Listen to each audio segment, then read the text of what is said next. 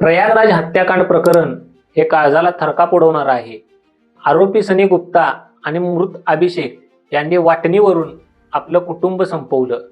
पोलिसांच्या सखोल तपासातून काही धक्कादायक आणि थरारक गोष्टी समोर आल्या आहेत.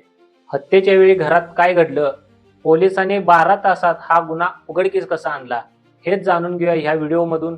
नमस्कार, मी ऋषिकेश आणि तुम्ही पाहताय व्हायरल गोष्ट. हत्येचा पूर्वनियोजित कट हा एक आठवडा आधीच रचला होता. अभिषेकवर कर्ज असल्याने त्याने व त्याच्या मित्राने हा कट रचला होता. हत्येमध्ये चाकू किंवा बंदुकीचा वापर न करता त्याने लोखंडी रॉडचा वापर केला. त्यामागील कारण असं की आवाज न करता शांतपणे हत्या करून ठार करणे. अभिषेकचा मोठा भाऊ आणि त्याची पत्नी आधीच एका फसवणूक प्रकरणात जेलमध्ये गेले होते. अभिषेकने त्याचा विचार केला की जर कुटुंब संपवलं तर त्याचा संपूर्ण संशय हा मोठ्या भावावर जाईल.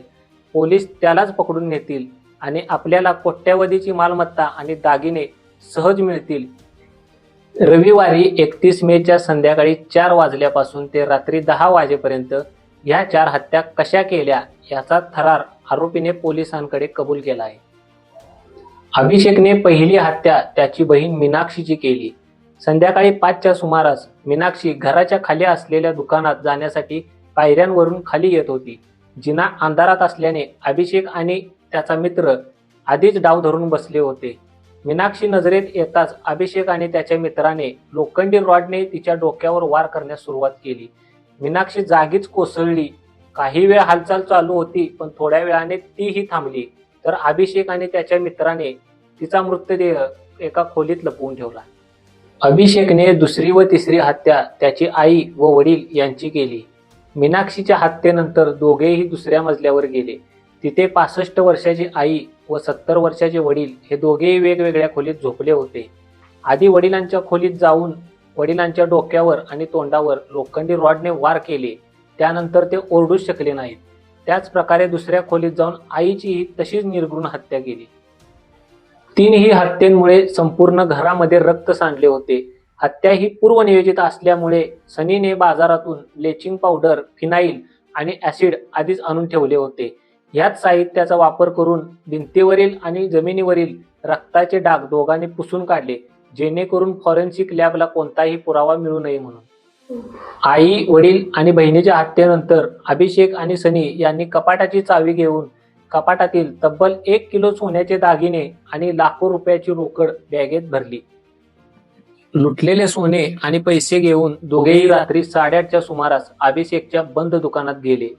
तिथे दागिन्यांची वाटणी करत असताना अभिषेक सनीला म्हणाला, मी माझ्या घरच्यांना मारलं आहे, त्यामुळे मोठा वाटा मला मिळणार. याच कारणावरून दोघांमध्ये जोरदार वाद सुरू झाला. सनीने पोलिसांना सांगितले, अभिषेकची मला भीती वाटू लागली होती की जो मुलगा पैशासाठी आपली आई, आपले वडील आणि आपल्या बहिणीला मारू शकतो, तोच मुलगा पुरावा मिटवण्यासाठी मलाही सोडणार नाही. ह्याच भीतीने ज्यावेळी अभिषेक बॅग भरण्यात व्यस्त होता, त्याच वेळी त्याच्या मागून त्याच लोखंडी रॉडने सनीने अभिषेकच्या डोक्यात एकामागून एक वार केले. अभिषेक रक्ताच्या थारोळ्यात खाली कोसळला. सनीने दुकानाला कुलूप लावून भरलेली बॅग घेऊन तो पसार झाला. अभिषेकने मरण्यापूर्वी पोलिसांची दिशाभूल होण्याकरिता घरातील एका पुट्ट्यावर लाल कलरच्या स्केचपेनने लिहिले होते की बंटी बबली आणि त्याच्या सुनेने मारले. पोलिसांनाही सुरुवातीला वाटलं की ही चिठ्ठी मृतांपैकी कोणीतरी लिहिली आहे, पण अक्षरांची तपासणी केल्यानंतर समजले की हे अक्षर बेपत्ता असलेल्या अभिषेकचे आहे. 3 जून रोजी म्हणजे हत्येच्या 3ऱ्या दिवशी शेजाऱ्यांना घरातून दुर्गंध येऊ लागला. शेजाऱ्यांनी पोलिसांना कळवले. पोलीस घटनास्थळी पोहोचताच त्यांना 3 मृतदेह सडलेल्या अवस्थेत मिळाले. पोलिसांनी गल्लीतील CCTV फुटेज चेक केले असता सनी अभिषेक सोबत घरात जाताना दिसला, पण बाहेर येताना तो एकटाच आला आणि त्याच्या हातात फक्त बॅग होती. पोलिसांनी सनी आणि अभिषेक या दोघांच्या मोबाईलचे लोकेशन काढले. 31 मेच्या रात्री दोघांचे लोकेशन एकाच घरात होते. त्यानंतर अभिषेकचा मोबाईल बंद झाला. पोलिसांनी याच संशयावरून खाली दुकानाचा टाळा तोडला. त्या ठिकाणी अभिषेकचा कुजलेला मृतदेह पोलिसांना सापडला.